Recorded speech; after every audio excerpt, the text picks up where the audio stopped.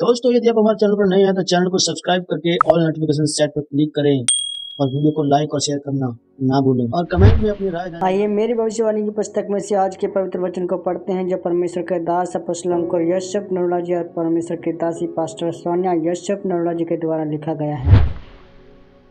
आज का वचन धन्यवाद का बलिदान। जैसे 1 तीमुथियुस 1:17 में लिखा है, अब सनातन राजा अर्थात अविनाशी अनदेखे एकमात्र परमेश्वर का आदर और महिमा युगानुयुग होती रहे।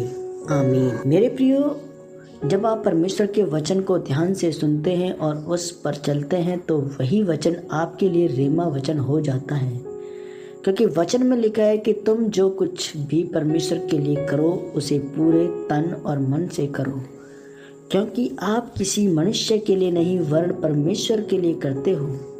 एक राजाओं 10:2 में लिखा है, वह तो बहुत भारी दल के साथ मसालों और बहुत सोने और मणि से लदे ऊंट साथ लिए हुए यरूशलेम को आई और सुलेमान के पास पहुंचकर अपने मन की सब बातों के विषय में उससे बातें करने लगी। यानी सीबा की रानी यह जानती थी कि उसे राजा सुलेमान के सम्मुख कैसे भेंटों के साथ जाना है।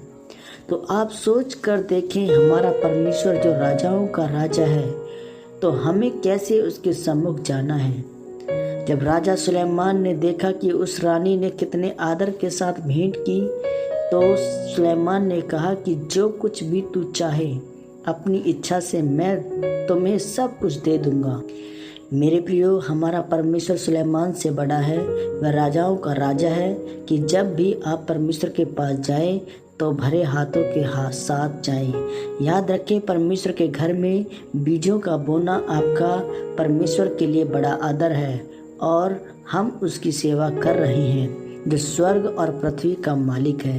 उत्पत्ति 35:1 में लिखा है, तब परमेश्वर ने याकूब से कहा, यहाँ से निकलकर बोएतेल को जा और वहीं रह और वहाँ परमेश्वर के लिए वेदी बना, जिसने तुझे उस समय दर्शन दिया जब तू अपने भाई एसाव के डर से भागा जाता था। यानी परमेश्वर ने कहा कि हे याकूब, याद कर 20 साल पहले तू अपने घराने समेत एसाव के डर से सिर्फ हाथों में एक लाठी लिए हुए अपनी जान बचाने के लिए भागा था, और मैंने तुम्हें किस रीति से आशीषित किया।